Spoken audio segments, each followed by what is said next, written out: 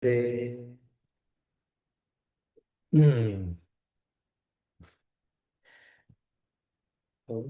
good evening, welcome to all. Water arrived just in time. So thank you again for coming. Pleasure to share with all of you today. Mamo Day also celebrating birthday. Our dear Amanda Bikram. So very blessed times for all. So yeah, continue sharing some reflections on some of the topics we were speaking yesterday, since that has been somehow the selection this time to share some thoughts on my recent book, Evolution in Divine Love, in which we talked yesterday, and all of us, mostly all of us were there. One of the intentions of this particular presentation, at least for me, was to create this sense of ongoing curiosity, about spiritual exploration, about how we live our lives, about how to understand bhakti as one friend of mine will call it, the path of fascination. Right? It's all about becoming fascinated with the subject of our study, and it's not just intellectual pursuit, but our study with all our faculties. So how to walk the path of fascination, basically, and how can we experience wonder, surprise, rediscovery on a daily basis, in every possible direction. How every direction we can look upon, it's a portal to a form of fascination. Not only speaking about Krishna, the all-attractive, the unlimited, infinite, about divine love, but even ourselves. Not to be narcissistic, but just the soul is a unit of amazingness. That's what Krishna says in Bhagavad Gita, right? Chapter 2, verse 29, Ascharya Bhat, Ascharya Bhat, Ascharya Bhat. Those who hear about the soul are amazing. Those who speak about the soul are amazing. Why this all that? Because the soul is amazing. But more amazing than all of that is that some of us still live as if the soul is not amazing. That's the most amazing thing. Right? That's what Krishna says. So even if we pay close attention to who we are, and of course, as I always like to say, we are not our own byproduct. I have not created myself, so I have no reason to be proud of my amazingness as a soul. But the soul is amazing. We cannot argue against that. You cannot put Krishna on trial. And I disagree with that verse in the Bhagavad Gita. Let's go to the judge and determine whether the soul is amazing or not. No, it's amazing. So the soul is amazing. Everything is amazing. The same word as Charya, Krishna uses for the soul, he also uses it in the Bhagavatam for the material world. Material world is amazing. So everything is amazing. If God is amazing, bhakti is amazing, the soul is amazing, the material world is amazing, what is not amazing? Because what exists apart from those four, in one sense? Everything that we can think of existing is somehow connected to these departments. Love, God, soul, matter. And all of them have been defined as amazing. So all that we have left, is amazingness, sheer amazingness. But again, the most amazing thing is that we live as many times in autopilot, and amazingness just like another day without amazingness. That's a yardstick, a daily yardstick. Before putting your head on the pillow, how has been my daily rendezvous with amazingness, right? How much I have engaged with amazingness today, how much I learned something new, I've been open to rediscovery. No, not to feel as bad as, oh, I failed another day, I'm so unamazing. No, that's not the idea. But just to set the day in context. Every time that the day starts, okay, amazingness is waiting for me, it's calling me up from the bed. But we just need to pay close attention. Again, it's all a matter of our degree and depth of attention and presence, not to miss out the celebration that is already going on, the amazing that is already going on. As we were talking the other day, even in terms of the material nature, some will say, Maharaj, this is not amazing. Look, just a sheer blue blanket. What's amazing about this? No, it's amazing. You see? The owner is biased toward her blue blanket. Don't dare to say it's not amazing. But even if you dare to disagree with the boss of the house, hopefully you don't, because that has its price, yes, you know. Even if you disagree, this is not amazing. This is just an inert blue stuff. And it's like, just bring some new good microscope and we'll see let's scratch beyond the surface.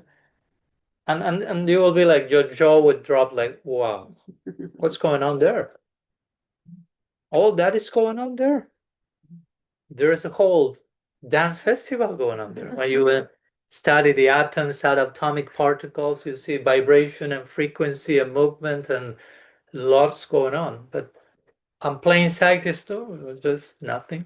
I'm just sitting on top of that. That's it. So many times that's what we do with everything. I just sit on top of that. I just walk on top of that. I just walk over the grass. Mahaprabhu is in the grass, a Trinada piece in Ichina. Oh, the grass is teaching me humility. It's a guru. He's paying attention. He's listening to the tree, to the blue blanket.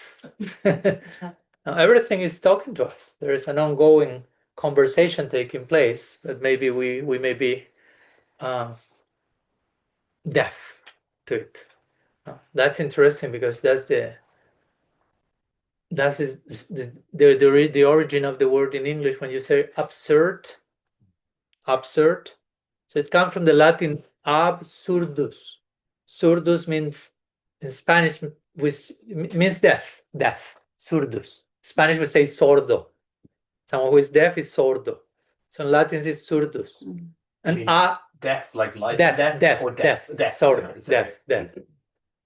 So surdus means deaf, and ab means utterly. So absolutely deaf. How it translated? Absurd. No.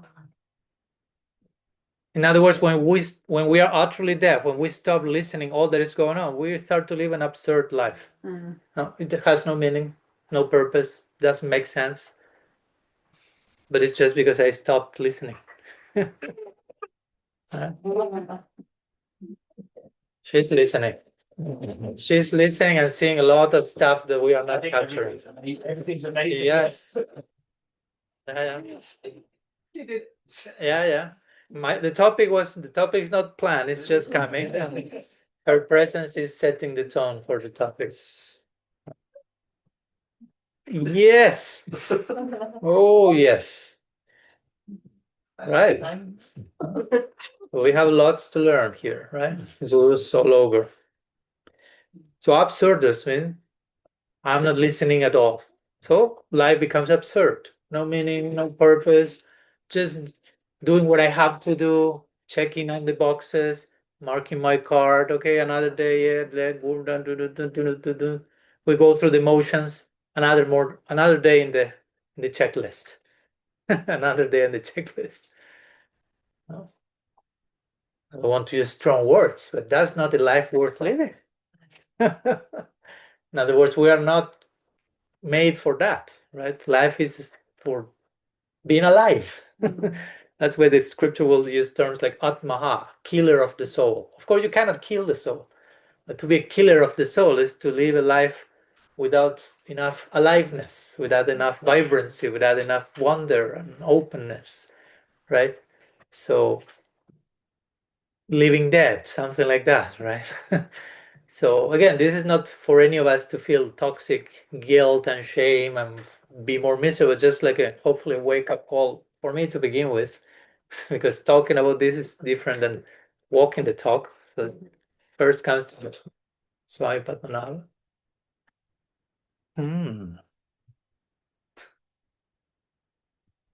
Oh. Are different colors? Different colors? Let's see. Whoa, whoa. Let's do some. Sorry for those watching online, so they understand what's going on. Let's do some chaos, all different colors. Yeah. Let's create a new pattern. Yeah. This makes sense. Yeah. One upside down too. Yeah, also one upside down.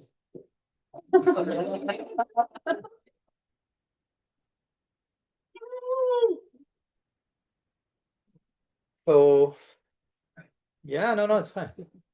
Yes. So absurdus means that, and interestingly, someone who listens very attentively in Latin, we use the word in English obedience, which sometimes is not the very word that we like a lot, right? You should be obedient. Oh, not like I have to do what I'm told to. But actually, obedience comes from Latin obadire. So audire means to, like audio, like audio. Audire is to listen, and obadire means to listen very well. So obedience means to listen very well, actually. It's not so much as about blind following or anything, but just pay attention, listen, and submit to that naturally is engaging you in conversation. Prabhupada uses that term submissive or reception. That's a good way of connecting all of them, right? So we have on one side obedient, like very good listening, obadire, and absurdus, absurd, totally deaf. So there you have free will, which life you want to live. A life of proper obedience or healthy submission to the oral reception, what we are receiving, or a life of utter, like the three monkeys, no, utter disconnection from reality. So yeah, the idea of human life is to engage in this very, how to say, fascinating, as we use the word fascination before, fascinating exploration of life. Not to take do not take the day for granted. Right? September 16.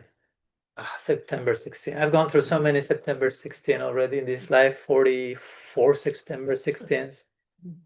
I can take that day for granted in my agenda. It's like, yeah, tomorrow will be 17. Yesterday was 15. What's next one?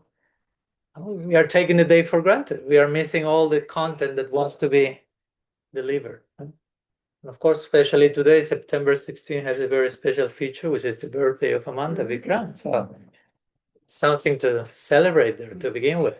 And in our tradition, of course, birthday is also part of celebration, right? And in our tradition, we'll say, as I was telling the other day, to Amanda Vikram, once someone asked Srila Bhakti Rakshakshar Goswami Maharaj, dear god brother and friend of Srila Prabhupada, one devotee went to him and said, Guru Maharaj, today is my birthday, and according to the calendar, to the chart, to the lunar calendar, to the astrological calculation, today is my birthday, but today is also the most inauspicious day of the year.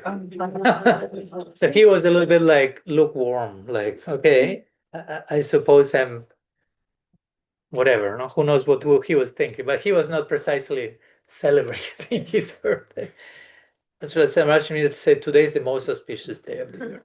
No, I don't care with the calendar and astrology. We can put that aside in this context, because this is a moment in which you have been born, receiving this beautiful vessel, vehicle called human experience, human form of life, something incredibly rich with so much potential, and now you're inquiring into the ultimate good and interest of life with different wise saints and sages. So let's organize a celebration. Yes, thank you. Probably Shasya Maharaj concluded like that. Yeah. Kijai there. No?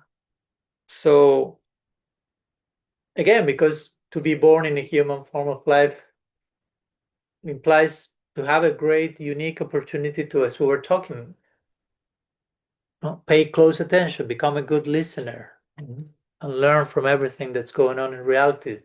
That's how the Vedanta Sutra begins, saying Atato Brahma Jignasa.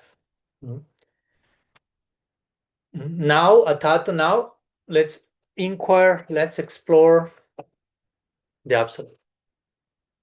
And in my recent book, I quote that line, because atato in Sanskrit means now.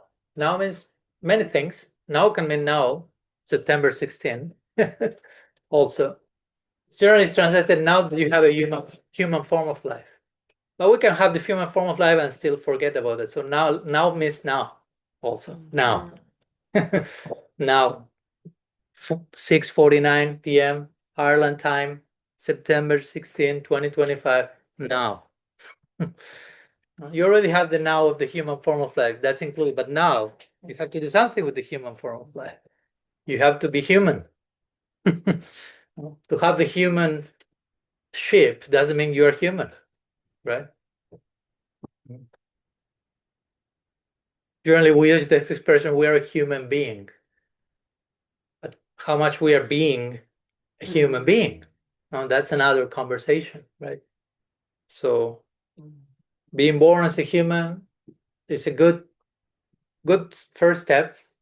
Now you're born as a human, now you have to become human. Behave as such. Explore what it means to be human. Is there a limit to how human I can be? I mean, human in this case, if I tell you, please be more human. Be more human, be human. What's the idea? Which words come to your mind when I say human? Be human. Let's be human. There's no ideas. You have no clue what we're talking about. I'm surrounded by a host of inhuman people. I'm afraid. I know what's going on now. I only trust Nalini at this point. You guys? Nalini. Lini, please educate these guys, these adults about what's being human. Please, let me trust you again. Clearly, it means making a lot of expression. It's human. Playing with sticks. Yeah. Being vulnerable. Yeah, Tim King. Essential. Welcome, Tim. Because it's tight space, but Yeah, there's place. There is place here. Yeah. So keep the brainstorming. Be human. Caring. for other people. For people. Experiencing emotions. Experiencing emotions. Yeah, all that. But is there a black and white way of doing that? Okay, I'm experiencing emotion, I'm not experiencing emotion. No, there are so many degrees of that. Welcome. Hare Krishna. Please sit. Yeah, be comfortable. You have space there? Yeah.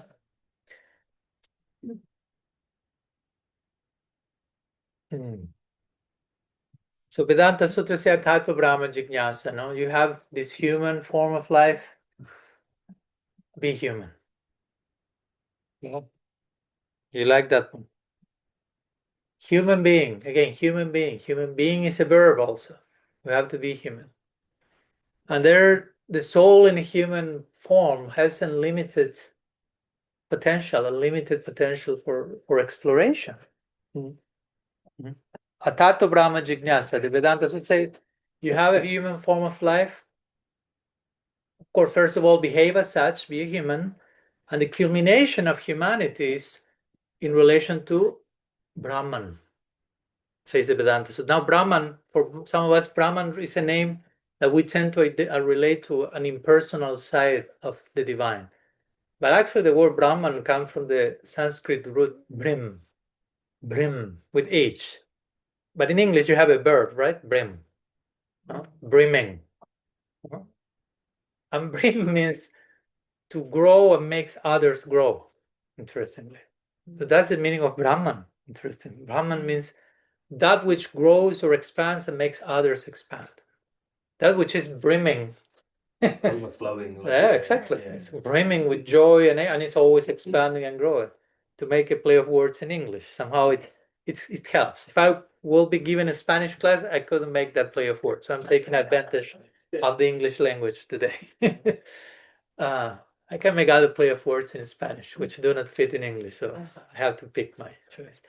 So Brahman means that, interestingly. It's funny because sometimes by Brahman, say, oh no, Brahman means God without movement, without qualities, without anything. And Brahman means brim, the divine brimming, overflowing, overspilling with ever-evolving affection and grace and ecstasy. So Atata Brahma Jignasa, the purpose of being born, like Amanda Bikram is being born today, we are celebrating his birthday. For those who didn't know, now everyone knows. The purpose of being born is to explore the one who is always growing and making others grow, who is always expanding and evolving, who is brimming with joy and love and so many of these ever attractive qualities. So that's, according to our teachers, the best way we can invest our life. How to live life in a brimming state. And I say before, it's not only limited to the moment I'm praying to God, but how I relate to everything. Again, so we gave the example a few minutes ago, blue blanket. As Brahman is brimming, the blue blanket is also brimming in its own way. Again, bring a microscope, take a look at the blue blanket, and there's lots of brimming going on there. There's lots, in its own way, it's lots of movement. And we will say everything in this world is somehow it's inheriting the DNA from the divine. The divine presence is in the DNA of creation. And that's why the material creation is sacred also. We have nothing against this world. Prabodhananda Saraswati will say, Vishwam Purnam Sukhayate. I look at this universe and it's filled with joy, he says. It's filled with love. In every pore of creation, God is present. There's omnipresence. So every atom is an embassy of the divine. God is residing in every pore of creation. Oh.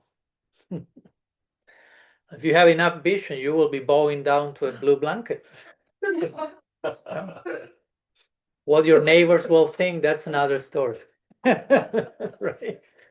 Like, okay. But then you can explain. No, wait. Don't call the. It's brimming, I'm telling you. Yeah. Yeah. Don't call the madhouse. Don't call the madhouse yet. Give me 5 minutes to explain you. The brimming blue blanket. It's for a fact.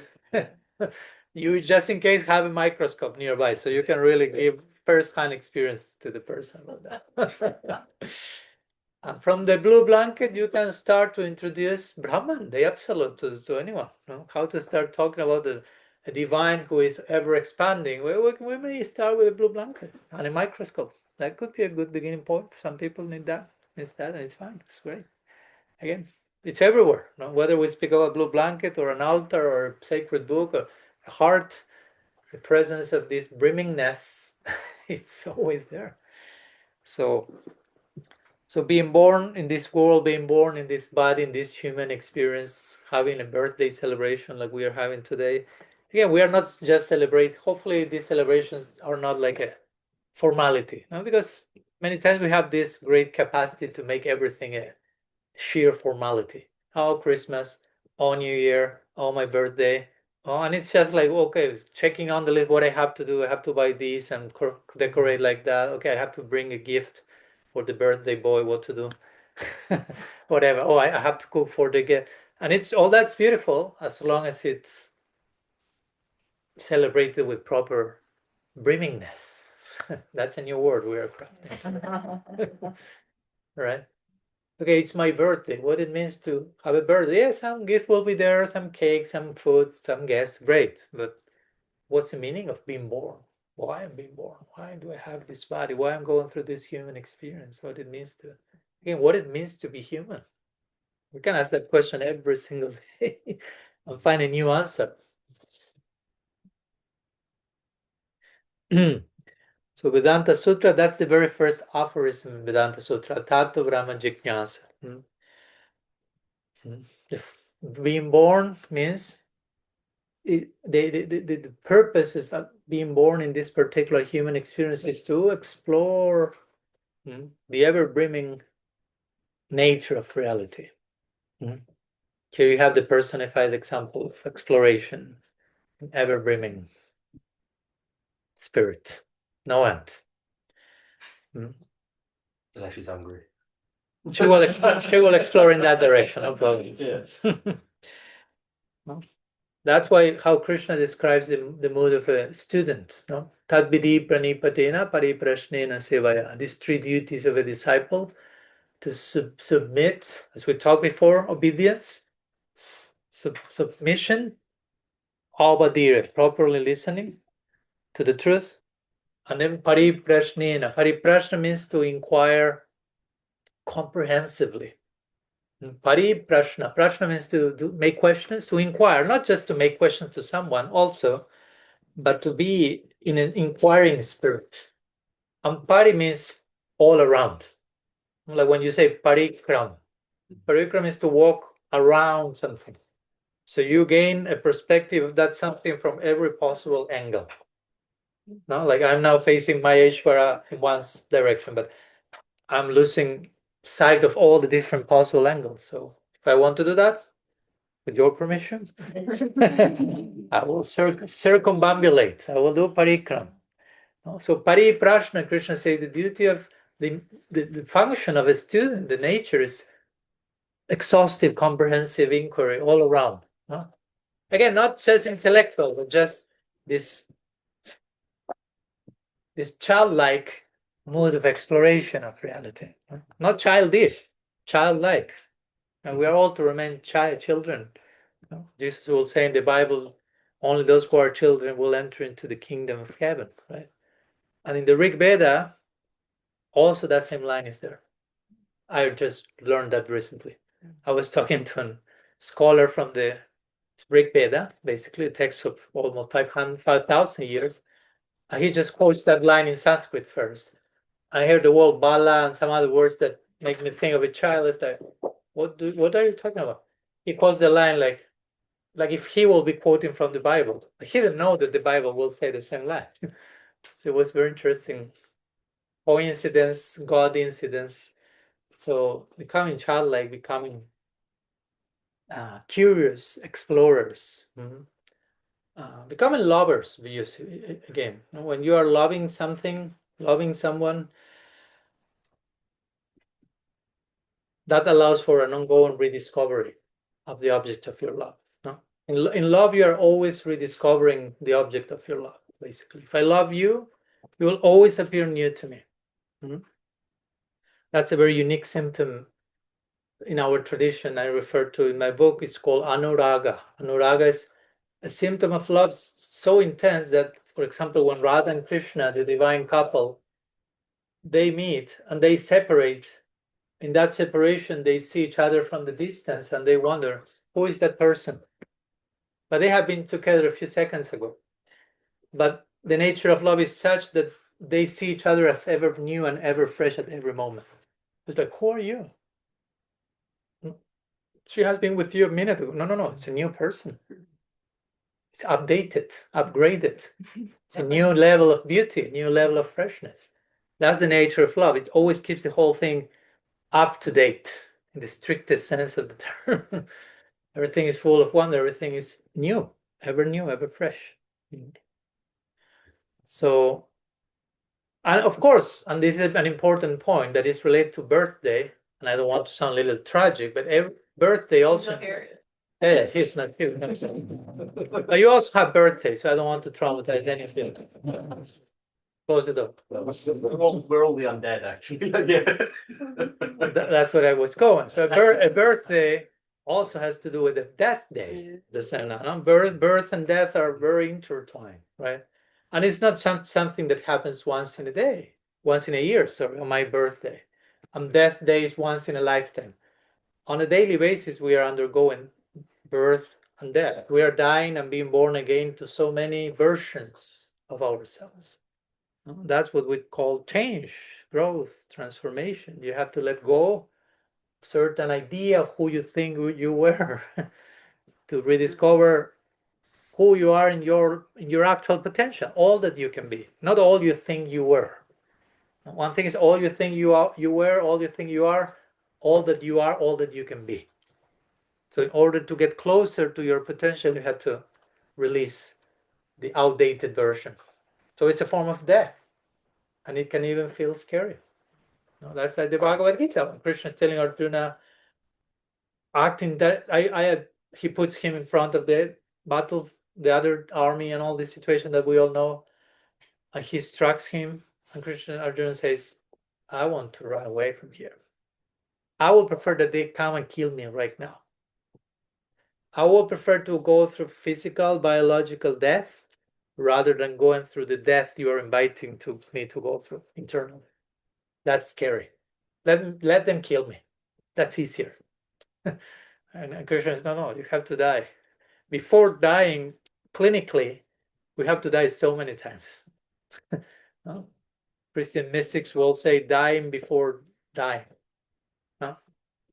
Many times. And Sanskrit, we have the same thing. With even how the word for dying and living is in Sanskrit. Eternal life is amrita. Sometimes we translate that as nectar. It also means eternal life, amrita. The word amrita includes the word mritya, which is death. If you want amrita, eternality, you have to go through mritya, a type of death, to attain a new birth. Another death, another new birth. So in one sense, we could describe our daily life in that way. No? September 16, 2025.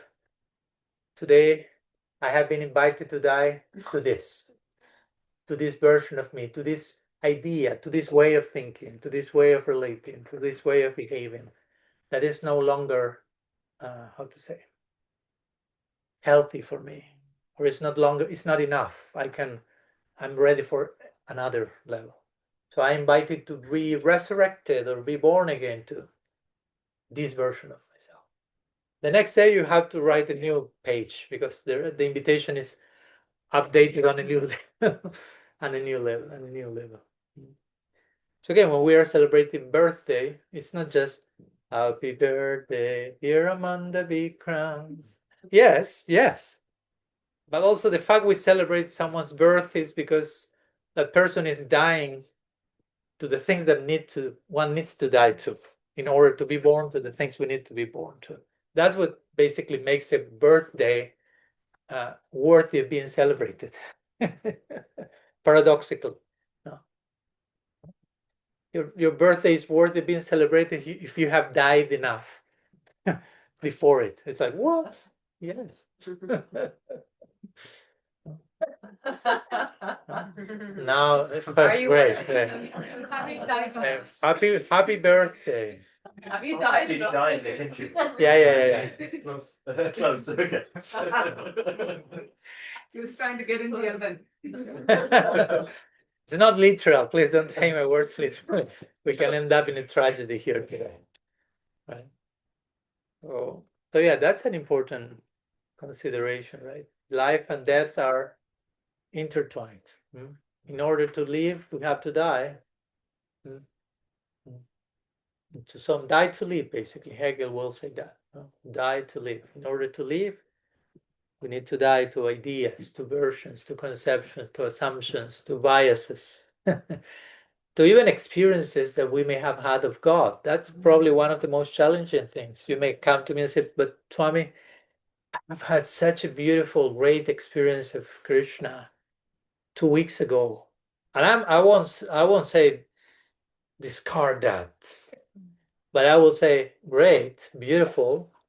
And on that foundation, prepare yourself for the next experience, right? Because if my mom comes to me and tells me, oh, my child, I've had such a beautiful experience of you when you were 2 months old, and I cherished that experience when you were 2 months old, and 2 months old, and 2 months old. I'm like, Mom, I am almost 45 now. We are ready for a new chapter of the relationship, right? I hope she will say yes. She says yes, of course. Welcome. Everyone made it to the address. Congratulations. And then I got stuck behind. Congratulations. Some adventure. It's okay. So that's the same thing with Krishna, right? We may think, Oh, I had such a cool experience with Krishna in my honeymoon period in Bhakti 25 years ago. Great. And probably you will never forget that. We will stay with you forever, and that's beautiful. But because of that, now we need to build newer, we have to be open to rediscover Krishna on a new level. As Richard Rohr, dear friend and mentor, will say, our previous experience of God is usually our greatest obstacle to our next experience of God. Right? But the previous experience was so real and so beautiful that we tend to cling to that. And Krishna is calling, playing the flute again, and inviting you to experience him on a new level. But it's like, but this was so nice. What if I let go of this experience? May I lose that, and I don't get that, and I'm in a limbo? It may feel like a risk situation, but that's the risk that, in one sense, the gopis take every night, right? They've had a beautiful experience of Krishna last night in Rasa Lila, and Krishna plays the flute again, of course. So he's calling them to a new place, to a new experience, to a new version of himself, to a new version of themselves, and the gopis are ready to risk everything for the sake of that. They are not like, well, we already experienced Krishna last night, so we can skip a few nights and stay with this nice experience from last night for a while. It was so nice. They forgot, in one sense, the last experience. They are just running after the next invitation. That's intense, right? But that's the world we're being invited to. Gradually. Don't feel overwhelmed by the invitation. Sounds like it doesn't suit a mind. Yeah. It doesn't suit a mind. Yeah. It can freak out early. Yeah. That's why Krishna is called adokshaya, beyond mind and senses. But it's a gradual process, right? So we do not collapse and become paralyzed. And it's like, instead of becoming fascinated and attracted, we become terrified and frozen. But in one way, I hope we can get the idea and find some charm in the invitation, even if it's an invitation that will feel, okay, I will be able, I find attraction to that, but also I see myself embracing that fully long term. Okay, no problem. If you are walking in that direction, and we are being honest in acknowledging what still is in the way, and we need to go through it again. No rush if you are sincerely on the path. Krishna is already warranting all success, no loss nor diminution if you are honest. But it's good that we do not, we do not deceive ourselves in terms of what's waiting for us in the culmination of our journey, which is a beautiful, if you play out properly, it's a beautiful, exciting invitation to every night, every day, every moment, rediscover yourself, rediscover the divine in fascinating ways. Contrary to ideas of eternity, what many times we think it will be always the same, nothing to do, just a cloud. I will go to my assigned cloud, like moving a little bit up and down, like I'll say reclining cloud. That's it. No, so. But again, we have to make the whole journey sustainable. As fascinating as that may be, I know that for some of us it may be too much, because to every day rediscover ourselves and rediscover God, if we are not training that muscle on a daily basis, that can feel like, whoa, that's a lot. Give me some certainty, give me some security, give me some stability. And there is a lot of certainty and stability to embrace as a foundation, as we were talking briefly yesterday. One of those being, Krishna loves you unconditionally. So you can rest on that as much as you need, and being fully loved, infinitely accepted by the divine. That has already taken place from time without beginning, will never be interrupted. That should give us enough security for us then to take every risk in any other direction, knowing that that's the foundation. That's the foundation. I always have where to fall, so to say. If I fall, I know who is receiving me, so to say. And that can give us more and more courage to take the bold steps that we need to take in life. Each one of you have to discern, okay, what's the next bold step I'm inviting to take in my life. A sustainable way, remember, I say yesterday, we are Vaishnavas, we worship Vishnu, God of sustainability. Make your bhakti project sustainable, please, for eternity.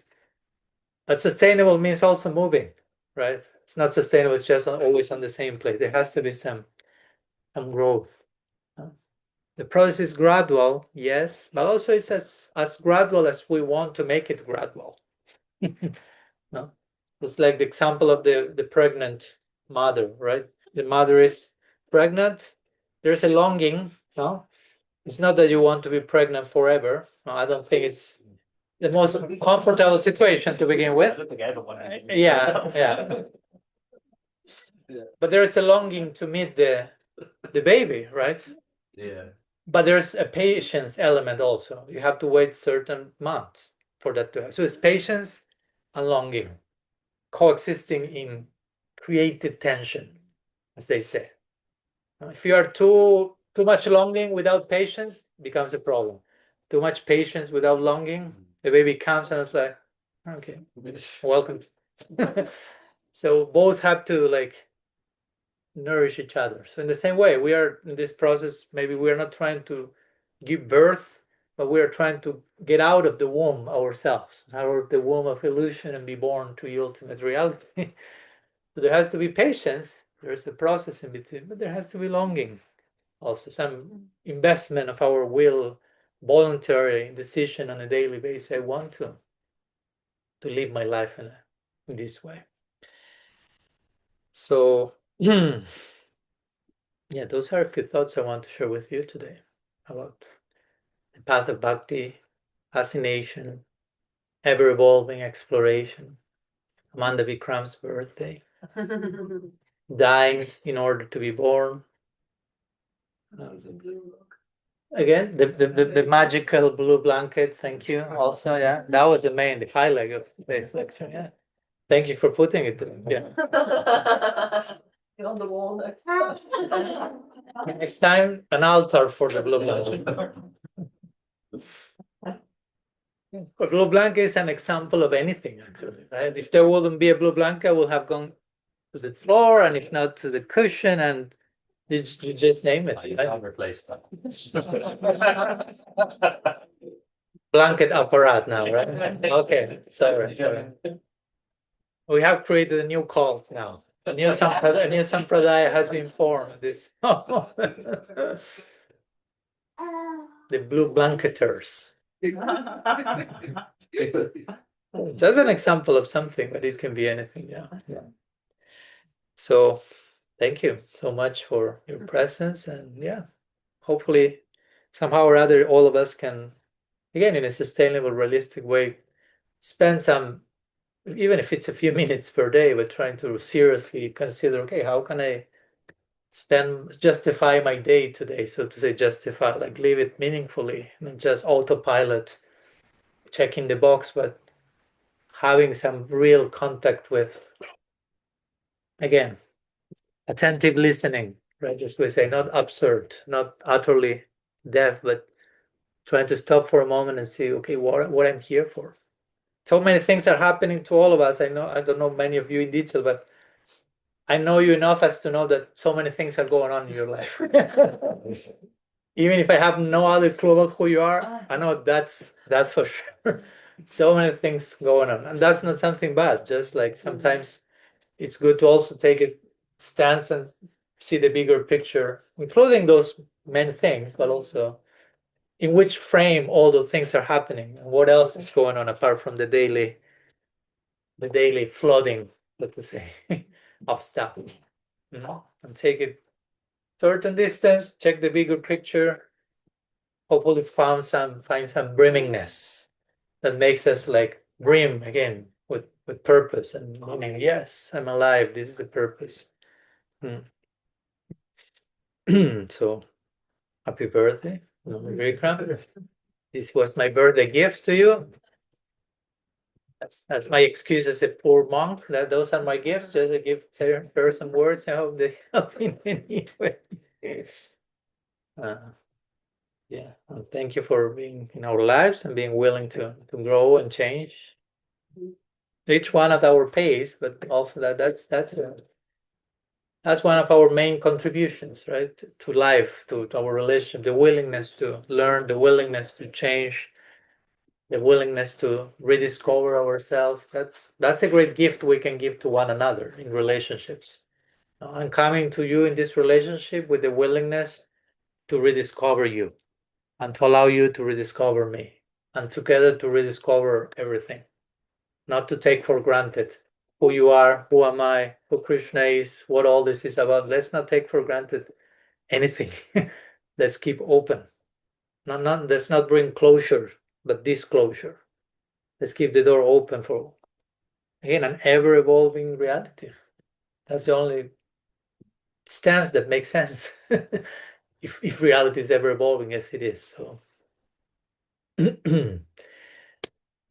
any thoughts, something you may like to share to contribute to the conversation? Any questions, any reflections? You know, you're talking about the childlike state. Yeah. It gets progressively harder for some reason to keep that going as you age. I was just wondering if you have any thoughts on that, or like there's obviously certain things you can try and do, but it always feels, at least initially, slightly forced until you eventually let go into something. But yeah, it's like the monotony each day, or not monotony, but you know, like you're saying, like this is amazing. It might be amazing the first time you see it. Once you've seen it, it's there. I've seen it. Even if you look closer, I've seen it close now. You know, so it's that ongoing. Yeah, thank you for asking that. And of course, as I always like to say, I never use the word easy in my class. So nothing of what I'm talking is easy. But also it's not impossible, right? Let's not get like tragic either, fatalist. No? As I like to say, in between easy and impossible, these are two extremes. The opposite of easy is not difficult, it's impossible. Here you have easy, impossible, middle point, difficult. Difficult is what we need, the middle point.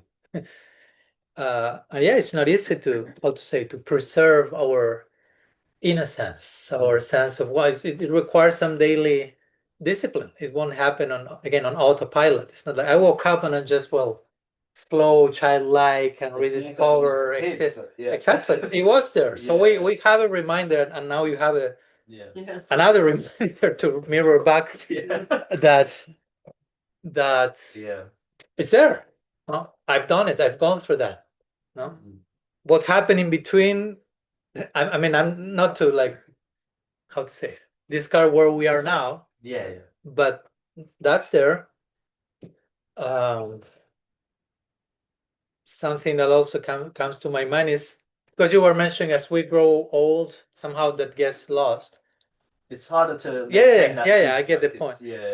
Also, something that I'm thinking, and we were talking yesterday with a friend, is on some level, if you pay attention to the cycles of life, okay, now you are still relatively young, but when you start to get 60, 70, 80, in one sense, you start to become like a child in many ways, by force of circumstance, right?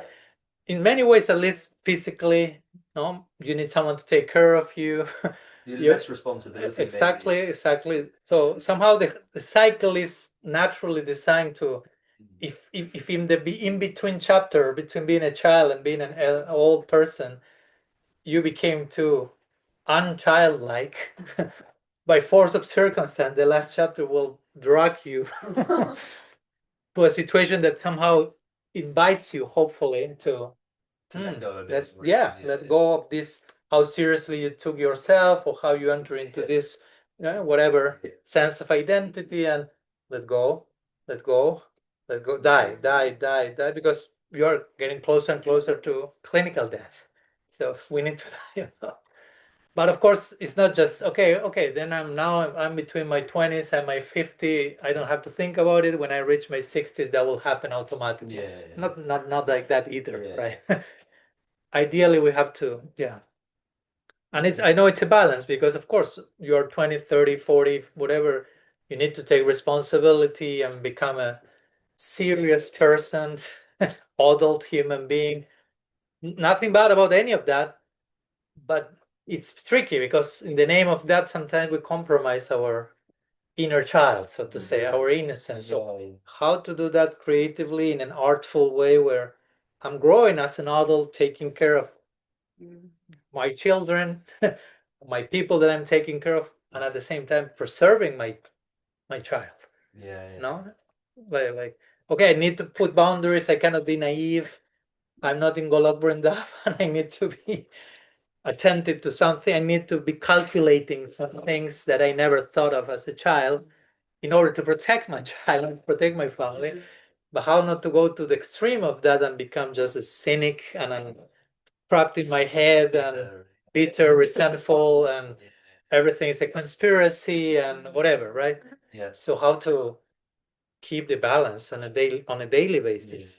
Again, that's why I say that takes some introspection, some time per day to just think about how to do that.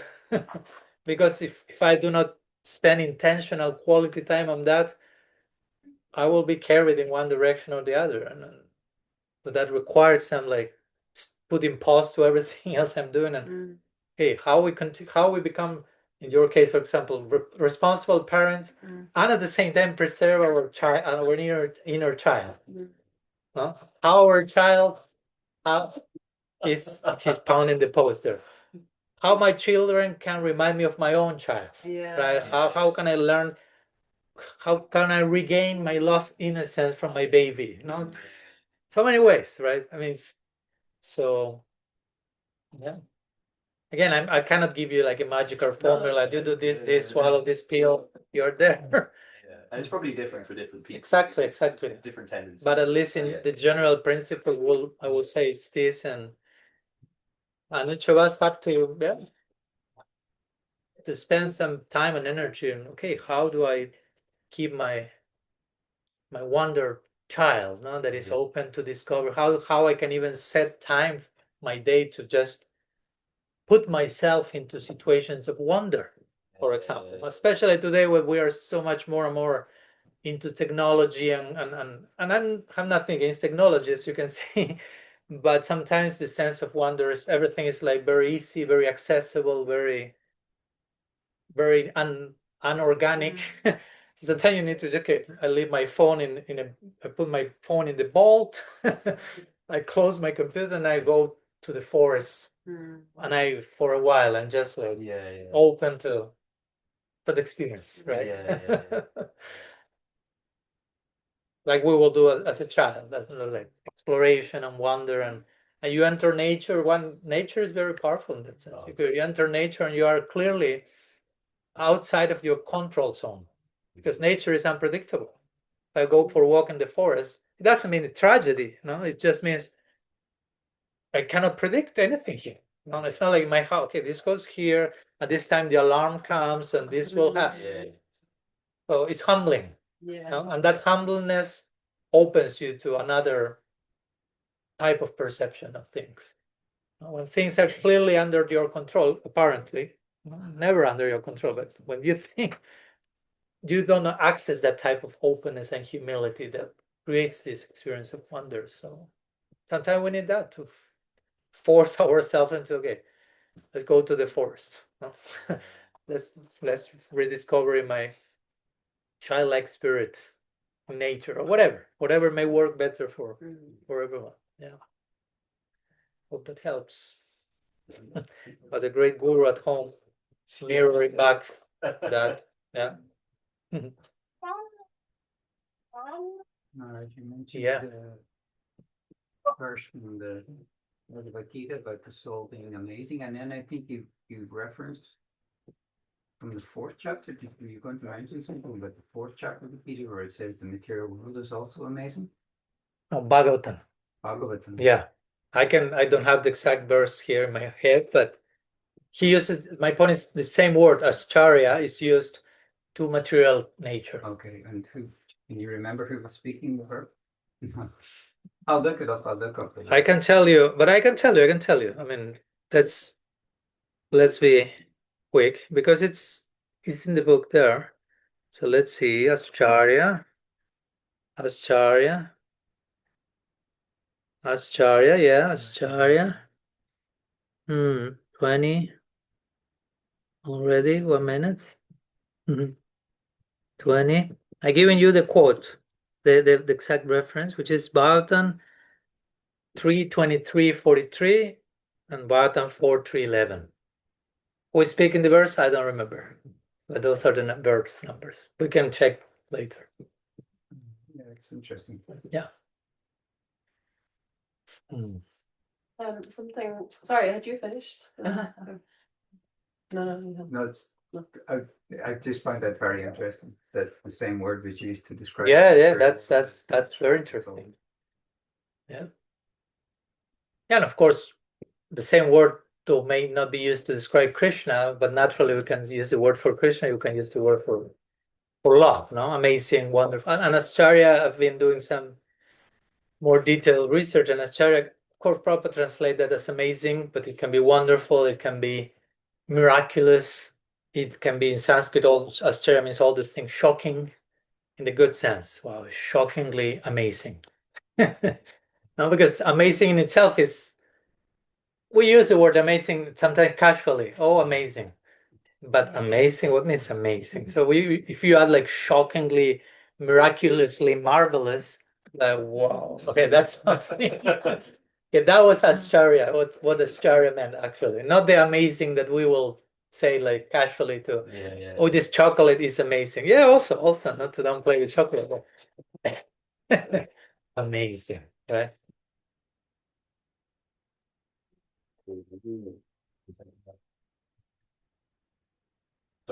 You want to ask your question before having to leave? I don't know if You won't be she's- able to listen to the answer probably. I'll just let someone else. Okay, no problem. We entertain that one later. Tim. I'm organising an event in the county town next week, and it's kind of like for the general public. And sometimes I see in my motivation, I'm kind of like thematic, like I don't really care that much. It's like I get to spend money on people I don't know, and it's effort and this and that. And so I think, why should I bother? So the question is, how can we learn to actually care? But why you're doing the event to begin with? Well, Can I ask? I kind of think it's something that should be done, and it's a nice thing to do for people, to help people. So it's like that doesn't sound like tamasic to me. No, it's kind of like intellectually, kind of like this should be done. This is nice to help people, but to actually really care it seems like another thing. Like a feeling, you mean? Yeah, like sometimes I'm kind of thinking like, Yeah. God, the receipt comes from the Facebook advertising. It's like, oh, just look at that, loads of money again, and when you count it all up, it's like, oh God, look at that. So and I'm not getting anything from it. Like there's no honor or sense enjoyment or this or that or the other. It's just meant to help people, kind of thing. And then sometimes I think like, do I really care that much? So I'm wondering, how can I actually kind of really care about people? Or No, that's fine. Sounds basic, but we have to ask most basic questions sometimes. Right? How can I care about people? And that's an important question. I would say, of course, to me, it doesn't sound that tamasic, what you are sharing. That will be very tamasic. You wouldn't even be organizing the event at all. If you really do not care at all, there will be no event at all because you don't care for people. So I wouldn't say that's the case. Of course, there are degrees of all the things, right? So there can be a good intention, there can mix with something else and mix with something. We are all mixed bags on some level, right? Let's be honest. So, and it's okay. We have to begin somewhere, as we talked yesterday. As I replied to your question yesterday, we have to begin somewhere. Krishna is not telling first become free of tamaguna, rajaguna, only pure sattva guna or something like that, and then no. Bring all the modes put together. Welcome to the party, Krishna says.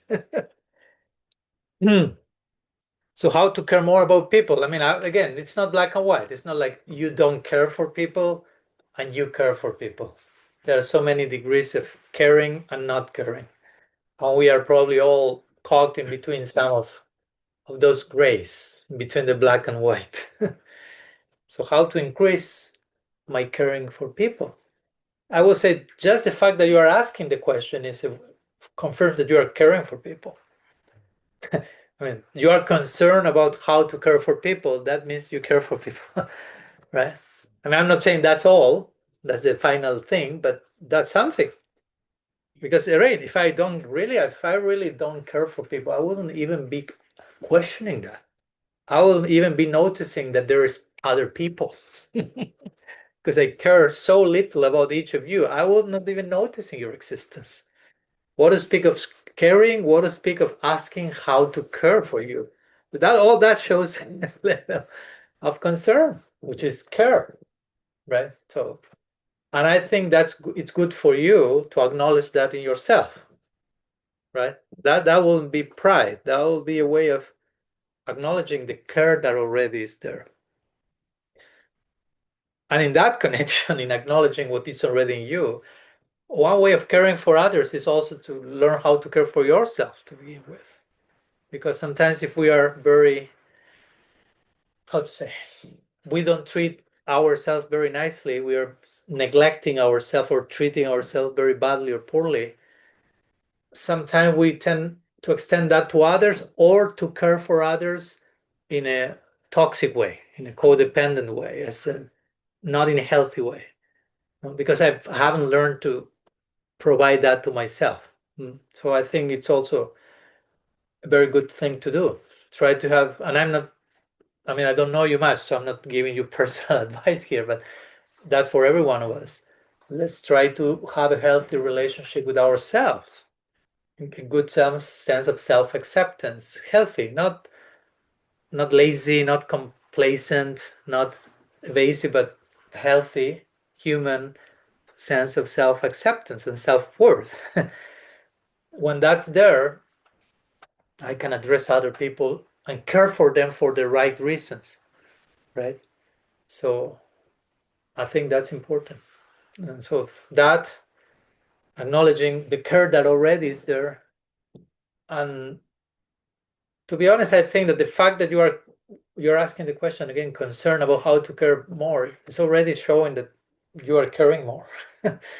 and it's continued to happen in time. It's not like it's a gradual process and it never ends in one sense. You can always care more for someone else. You can always love the neighbor more. There's no limit. So yeah, trying to, if one really wants to do it, and I think that's important for me, not so much because I have to do it, because I want to be a good boy, because I want others to think I'm very cool, but because I understand we are all interconnected. No? We are all part of the same family. We do not exist in separation. We are not isolated from each other. That's an illusion. No, the illusion of separation, separateness, dualistic thinking. You're on that side of the wall, Kurus, I'm with the Pandavas, so whatever, division. That's how the Bhagavad Gita starts, right? The first verse. Pandavas, Mamakas, Shaiva. Dhritarashtra, blind.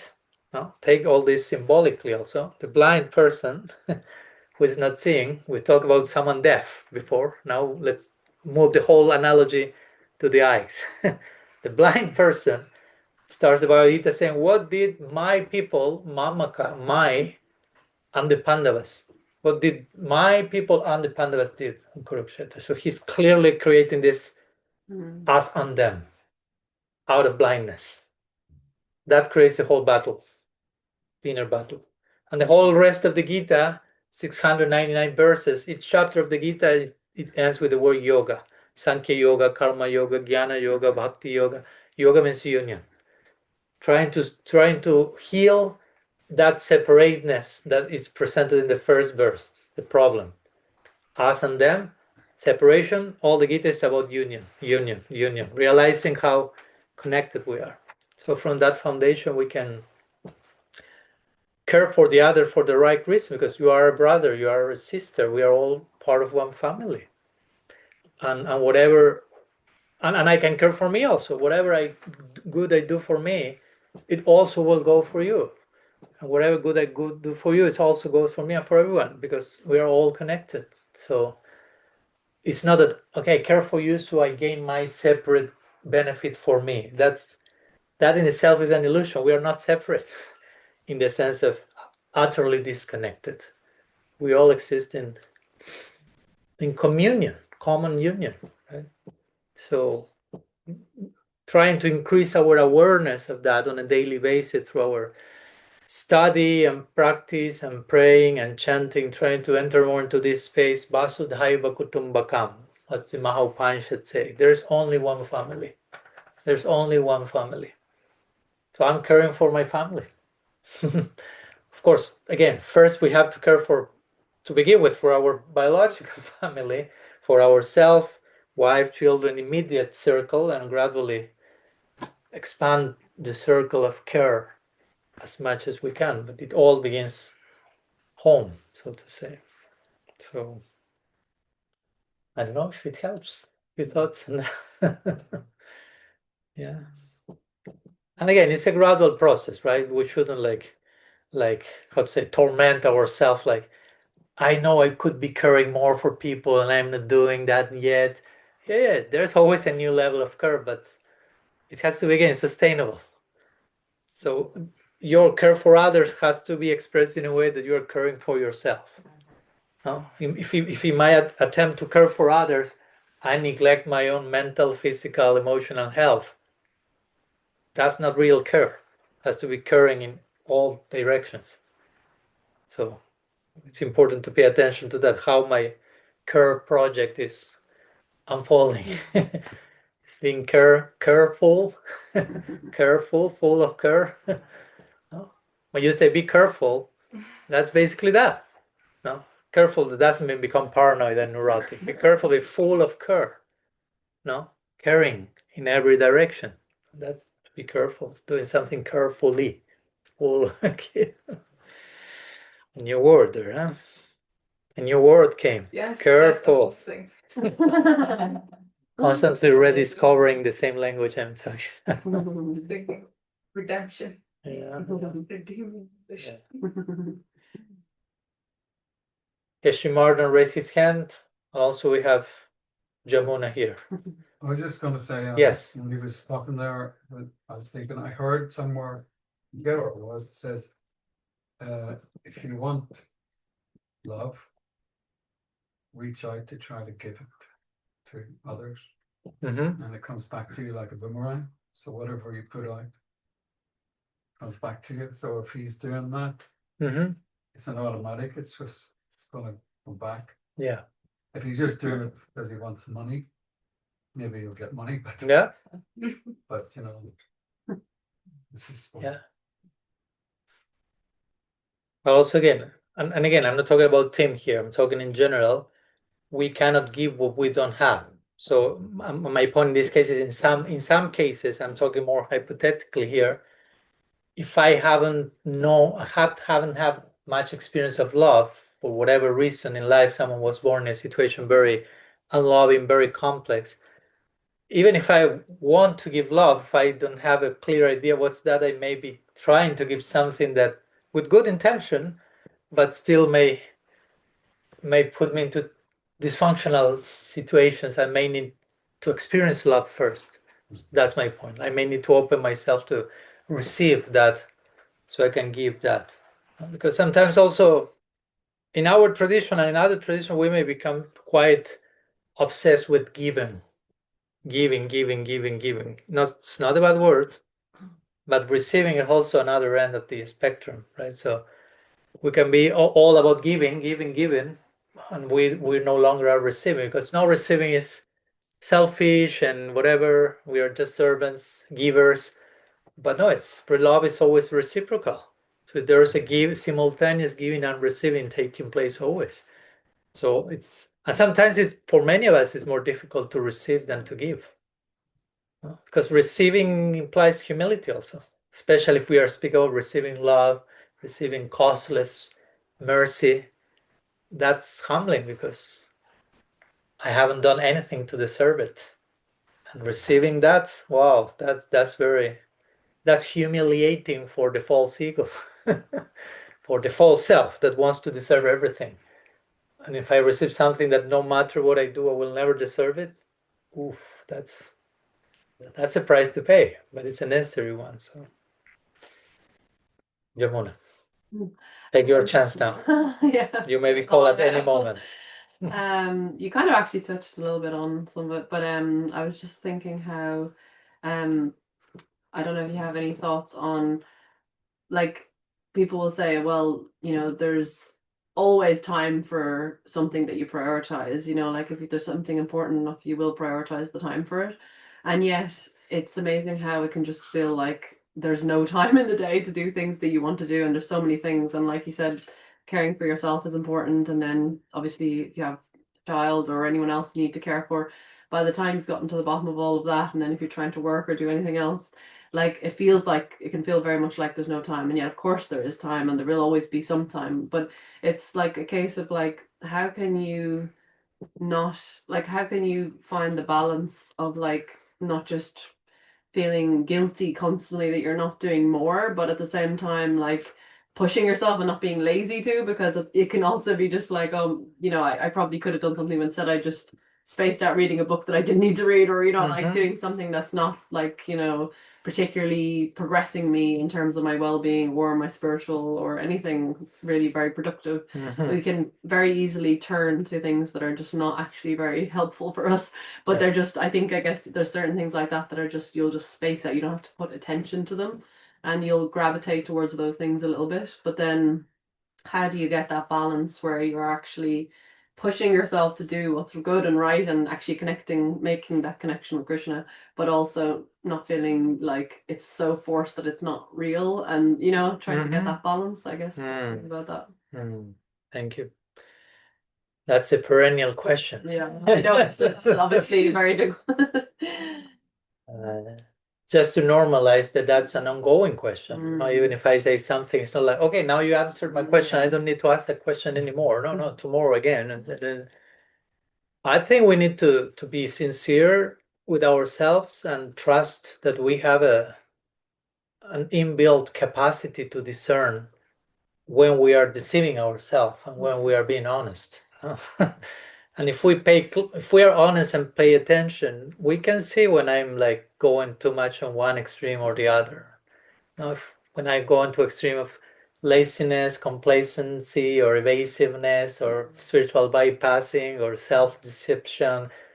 I mean, we can see that if we are honest, and we can also see when we are burning out, over endeavoring, pushing too hard, and we need to honor our limitations, so to say. And on that foundation, we need to find balance. So I will say, yeah, we need to trust our capacity to be honest and sincere with ourselves, which is not small task. Because sometimes we don't trust that much. And sometimes we over depend on other people telling us when, how, what. But we have to trust I have the capacity to know it. And at the end of the day, nobody can know it for myself.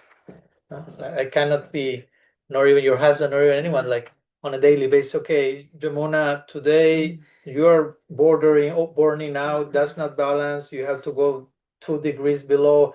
Right. One has to really, and that takes some time. Pay attention, be introspective, how I'm feeling, where I am. I'm going too much here. And sometimes we may be going too much here and too much there. It's not that how to be always perfectly balanced in the exact middle point forever.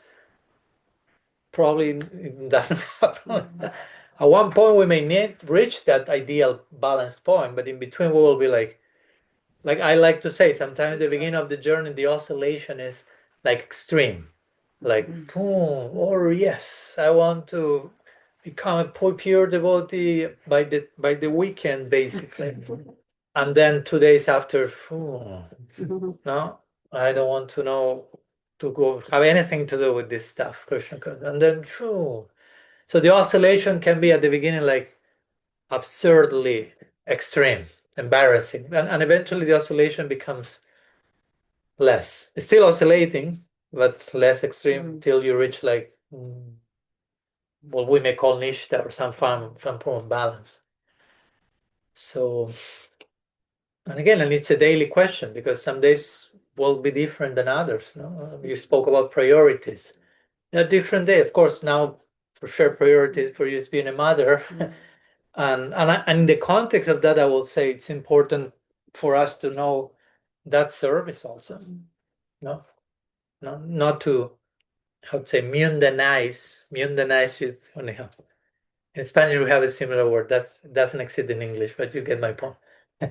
Not to mundanize our service as being a mother or being a father. No, that's my material life. My spiritual life is something different. It's when I have time to chant around or to. No, being a mother is also your rounds and your bath, and you can learn so much. So it's important not to create this divide, material life, spiritual life. That doesn't need to exist. Everything is part of the same project. So in that context, priorities may change, but all of them are happening in one integrated context. No, okay, I'm taking care of my child. I'm taking care of your own health. I'm taking care of my husband. I'm taking care of my. But it's all part of the same project. It's not like they're antagonists to one another, right? It's all a competition between Krishna, my husband, my baby, my health. It's like 5 horses going in different directions. I don't know. It's all that can be part of the same project. No? Family, home, work, health, and all that for the sake of being a balanced human being, to gradually give myself more and more in connection to the divine. So, but yeah, I will go back to that same initial point. Try to trust your capacity to discern and to be honest with yourself, and trust that the clarity will come by that attempt to be honest and introspection, right? And if at some point we feel, oh, I've gone a little bit off from my balance point, you can always return. You can always learn from that going off. It's not like, oh, it was absolutely in vain. You can always learn from the most embarrassing things we can end up doing. So there's no loss at the end of it. Not because let's make embarrassing things, but we will do them anyhow. So there's always a teaching there. So that's important. I don't know if that helps. Yeah, that's great. Yeah. Thank you. Okay, thank you. Something else? I don't want to make it too late. Some of you may need to return on time. I have seen some raised hands over there. Okay. You decide who goes first. Well, it's really just a reflection, Yeah. earlier you were saying about God's unconditional love being the certainty, and that allows us to take risk. So I was just thinking how each of our relationship is unique with Krishna, and to discover that uniqueness, like we just have to take risk to find out that who we are and what a relationship is. And if we are like following a formula, like a specific sadhana that's given, or the idea we think like this is how we should practice, like out of fear, then it's hard to get to that place of uniqueness. So it's just like reflecting on that yeah, this idea of God, not idea, like understand, knowing that God is loving us unconditionally, just gives us that freedom. Personally, it has been like so healing for me to just explore and not be scared. Okay, what if I change a little bit because this feels right to me, but it's different from what I've heard and what is given. But I'm okay to explore that, take that risk, because I know Krishna is not going to stop loving me. Yeah. And yeah, that also I was thinking how we often hear about fearlessness. Like as we advance in bhakti, we become fearless. To me, Abhay. Just for one must take shelter of the fearless one. yeah, That's what I would say. yeah. I'm just pointing to the word abhai. You're reminding us of that. Yeah. And yeah, to me, like the fearlessness comes from this certainty of God's unconditional Yeah. love. Mm-hmm. Like fearless to take risk, even though it looks like I'm going away, I'm falling down. Mm-hmm. Thank you. Yeah. Again, that's the important thing when we talk about fearlessness or risk taking. Yeah, there has to be some certainty as a foundation, because if not, it's too much risk, and we won't dare to move a finger. So yeah, if that proper foundation is there, we can, as you say, have it gives it freedom, right? It's empowering, and it allows for exploration. And no matter what happens, the foundation remains always there. It's an unbreakable, unshakable foundation. So that gives lots of confidence and hope, and trust to explore our potential. Yeah.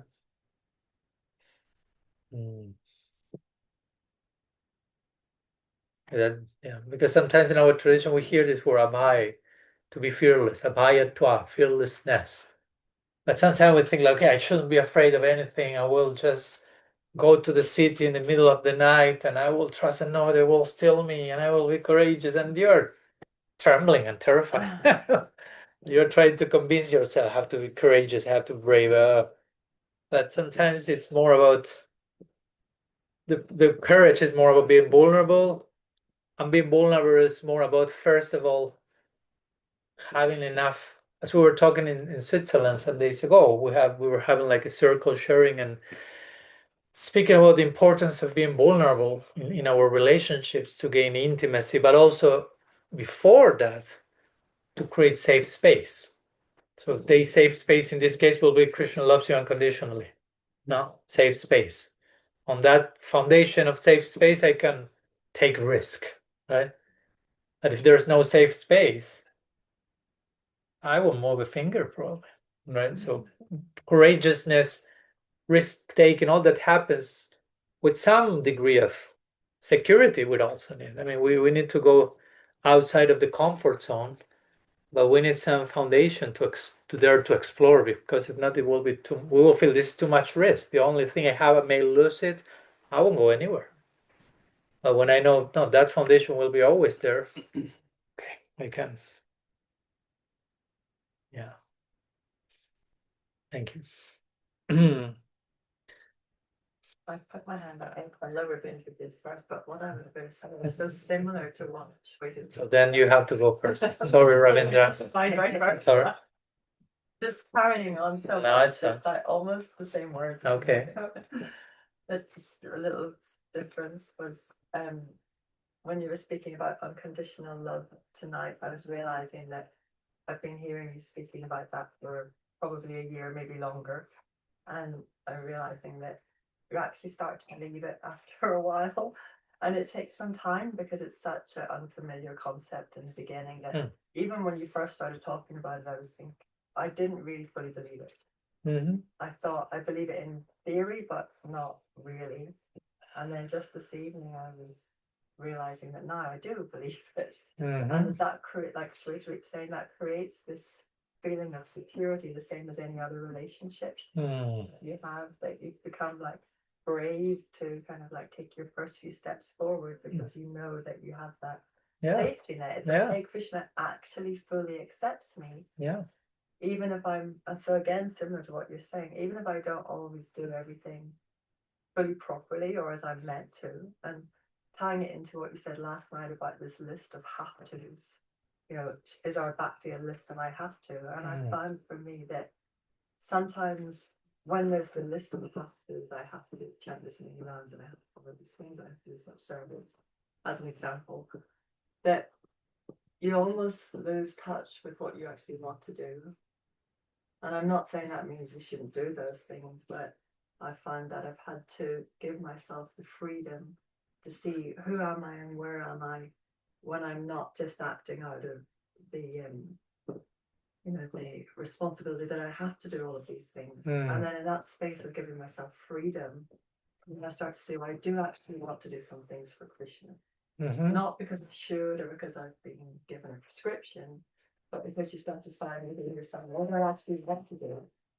And it may look like some sort of step away from the standard process for some time, but then things start to become accepted in a permanent way that's maybe more of a deep acceptance than it was initially, Mhm. when maybe it looked like it was ticking all the boxes. Mm, mm. And if I can quote, I think it's okay to quote it because she said it publicly, but our good friend Anuradha, when she says, if you put everything outside the door, as in I'm going to question everything, then you want to be really sure when you let it back in again that, I'm really welcoming this into my life in a permanent way. I'm truly accepting it. Mhm, mhm.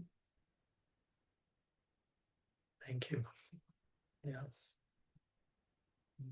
Yeah, that's what you say. I mean, I don't want to sound like commenting on each one of your comments, but I agree that in the beginning, as you said, to talk about you are loved unconditionally, infinitely, no matter what, is like if we are not familiar with that even idea conceptually, it's like sounds nice, but what's that?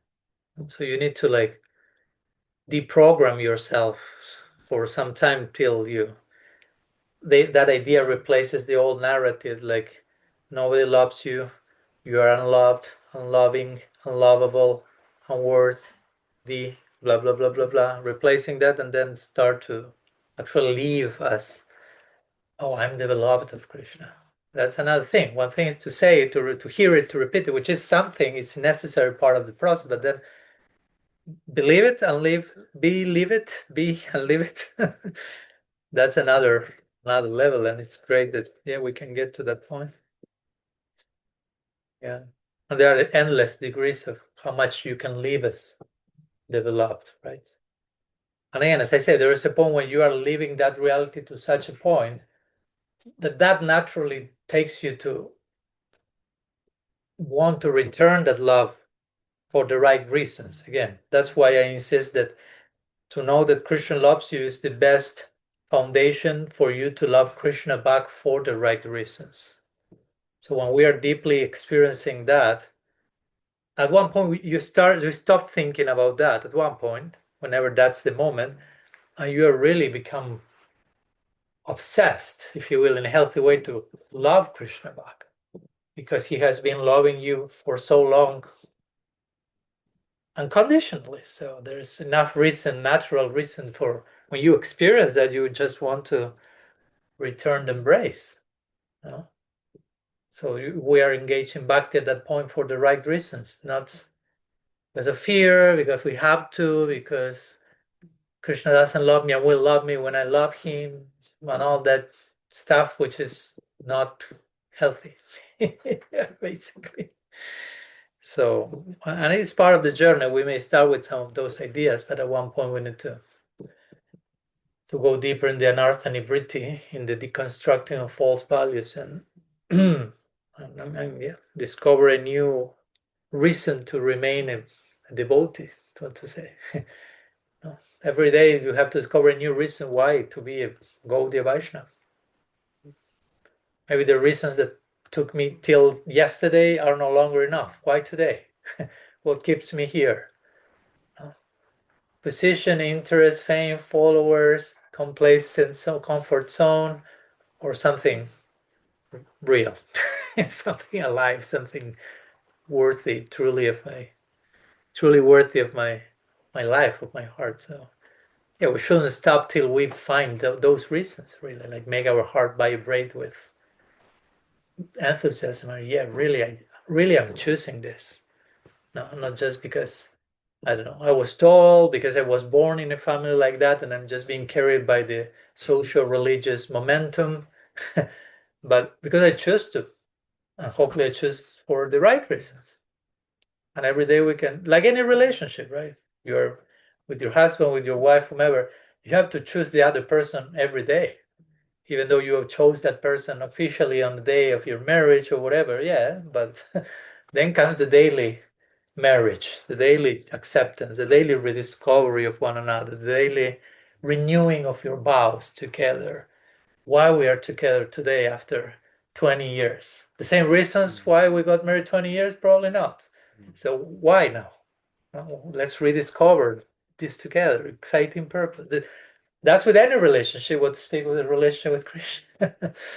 It's the same pattern in endless depth. So it's an ongoing process of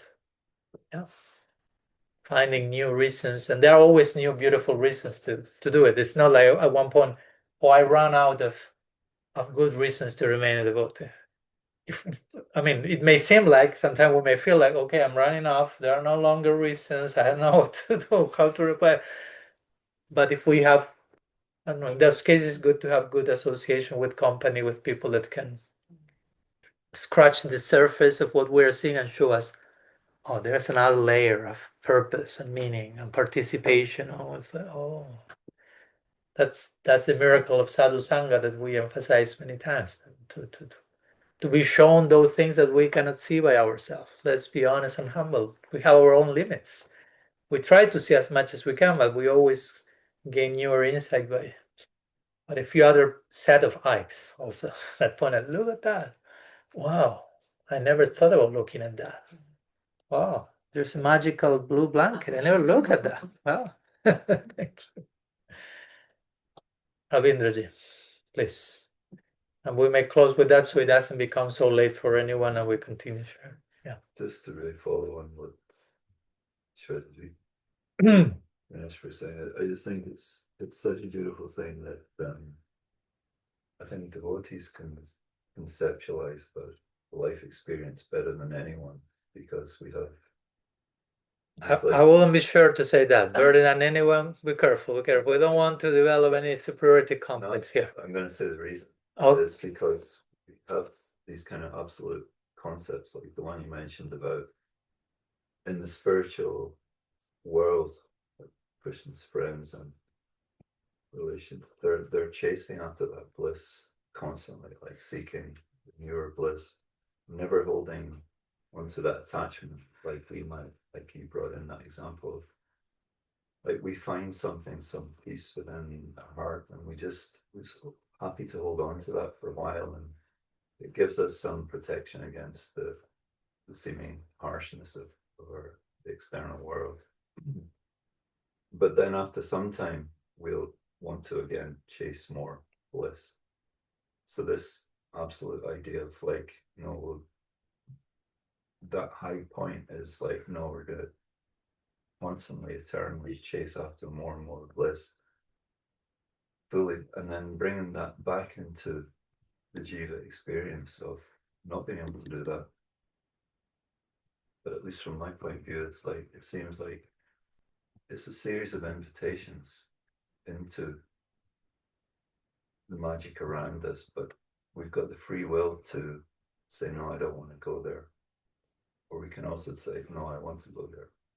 So it's like, the invitations that I get are different from the invitations that you get. Everyone gets different invitations into it.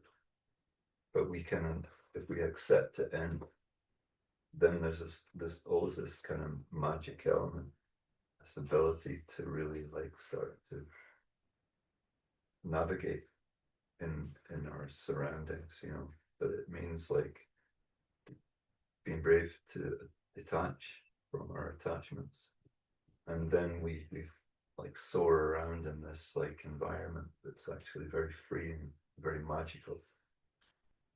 But not everybody's going to do that. So it seems like we're getting these invitations constantly, according to, because Krishna is love, it's coming from Krishna is giving these invitations, right, for each of us. So we're being pulled forward to that position where we can just, like, fly in towards love, like, unrestrictedly, like you mentioned, like full abandon, no reason to stop for attachments, just that is the goal constantly. So it's like, it's just how I see things. It's like the Jiva's experience, the experience we're having is we're constantly being invited into this. But there's no rush, there's no hurry. We can only go at our own because we can make mistakes. We can go off into that magic, and maybe it makes us arrogant or controlling to others, and then we've ruined it. We've lost the chance if we do that.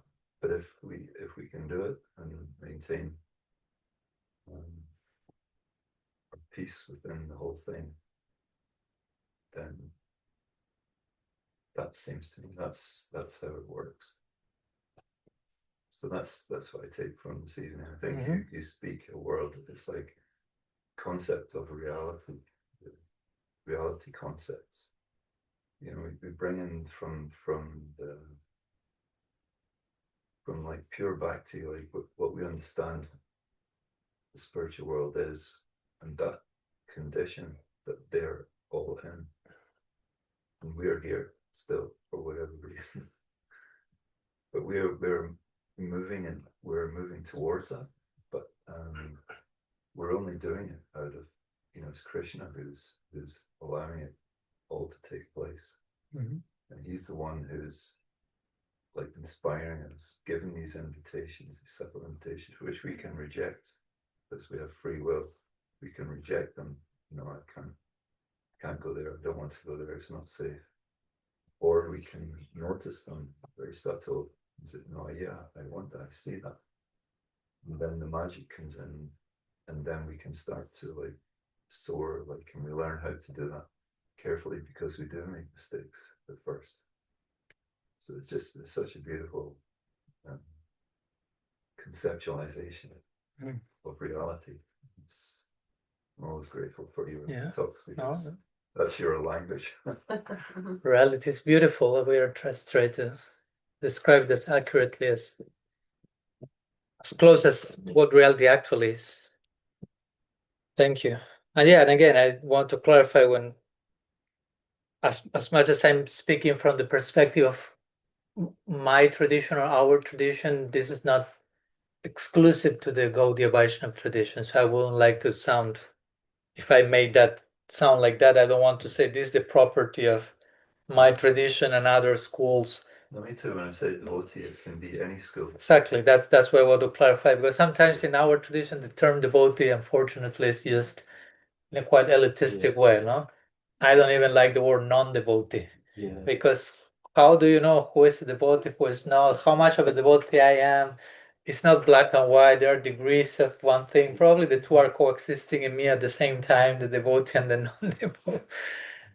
Let me conclude. Can I ask you one copy of? I'd like to read one little quote from a Christian mystic, Gregory of Nyssa, that I share here, just for us to have a glimpse how other mystics, in this case the Christian tradition, speak about this beautiful depiction of reality. We can put the discussion to rest after this. Fasten your seatbelt. This is very interesting and dynamic. He says, while through the new grace we may obtain something greater than what we had before, this does not place a limit on our ultimate goal. Rather, for those advancing in perfection, the attainment of one good becomes the starting point for discovering higher goods. Thus, they never cease ascending, moving from one new beginning to the next, with the source of ever greater graces remaining boundless. For the desire of those who rise in this way never settles in what they already comprehend. Instead, with an ever-increasing longing, the soul continues ascending toward what lies ahead, traversing ever higher realms toward the transcendent.